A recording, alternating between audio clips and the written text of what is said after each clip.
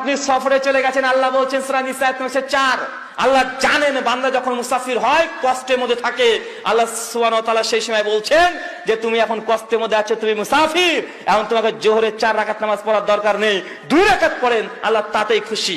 কথাকে বুঝাতে পারলাম? 4 রাকাত নামাজ ফরজ জোহর, কিন্তু যখন মুসাফির তখন কত রাকাত? তখন 2 রাকাত। আসরের নামাজ তখন 2 রাকাত।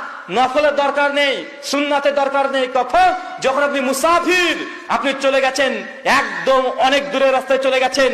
উলামারা ইখতিলাফ করেছে কত কিলোমিটার মুসাফির। সর্বোচ্চ ধরেন হানাফি মাযহাবের ফতোয়া প্রায় 48 মাইল রাস্তা যদি আপনি অতিবাহিত করতে পারেন তাহলে আপনি মুসাফির। সেই সময় আপনাকে 4 রাকাত জোহর আবার 12 রাকাত সুন্নাত আপনাকে পড়ার দরকার নেই। 2 রাকাত শুধুমাত্র জোহরের নামাজ পড়লেই আল্লাহ আপনার এই জোহরটাকে জোহর বলে কবুল করে নেবেন। চিন্তা করে দেখেন আল্লাহ ছাড় দিয়েছে কি দেয় নাই? কথা বলেন, দিয়েছে। প্রতিদিন 5 ওয়াক্ত নামাজ ফরজ। ব্যাঙ্গালোরে চলে গেছেন, আল্লাহ নবী বলছেন সালাতাইনে জামাতাইনে, তোমরা সালাতকে এখন জমা করে নাও, তোমার কষ্ট হচ্ছে আমরা বুঝি, এখন জোহর আর আসরকে জমা করেন, মাগরিব ইশাকে জমা করেন, ফজরকে আলাদা রাখেন। 5 ওয়াক্ত নামাজ কয় ওয়াক্ত হলো এখন? কথা বলেন, কয় ওয়াক্ত?